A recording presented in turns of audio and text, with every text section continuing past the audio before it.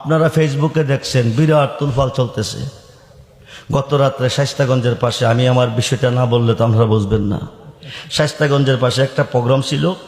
এই প্রোগ্রামে আমার সাথে ছিল শামীম রেজা কুমিল্লার। ও ছিল বিশেষ বক্তা, আমি ছিলাম প্রধান অতিথি। ওর ওয়াজ শেষ করছে, আমি স্টেজে গেছি, ডাইন পাশের চেয়ারটাতে আমি বসছি।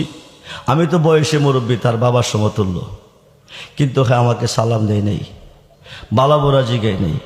স্টেজের থেকে উঠছে, আমিও দাঁড়াইছি। আমি স্টেজে আসবো, স্টেজ ছেড়ে চলে যাবে। দাঁড়াইছি, দেখো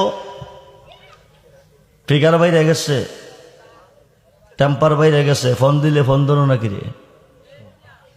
প্রথম কথাটা এরা বলছে, ফোন দিলে ফোন ধরেন নাকি রে। মুরব্বী মানুষ, অগুমত জগর করি। একসময় মোবাইল বন্ধ থাকে, একসময় খোলা থাকে, একসময় ফোন ধরতে পারি, একসময় ধরতে পারি না। সমস্যা কি? আমার আম্মা অসুস্থ। আপনি বলছেন আমি মিথ্যা বলছি। তোমার আম্মা অসুস্থ, তোমার বাড়ি কুমিল্লা, আমার বাড়ি ব্রাহ্মণবাড়িয়া। তোমার আম্মা সুস্থ না অসুস্থ এটা তো আমি জানি না। আমি তোমার আম্মার ব্যাপারে মিথ্যা বলবো কেন? এই কথাটা কইসা কইয়াই বলতেছে, আমার সামনে সূরা ফাতিহাটা শুদ্ধ করে পড়তে পারবেন নি।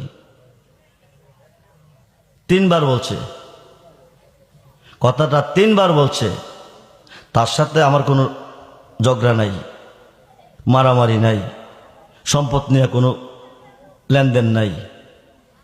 এভাবে কথা, কোনো প্রয়োজন যদি হয়ে থাকে প্রাইভেটে কথা বলতে পারতো, ঘরে বসায় বলতে পারতো, আমাকে ঘরে গিয়ে বলতে পারতো, হাজার কথা বলতো, কোনো সমস্যা ছিল না।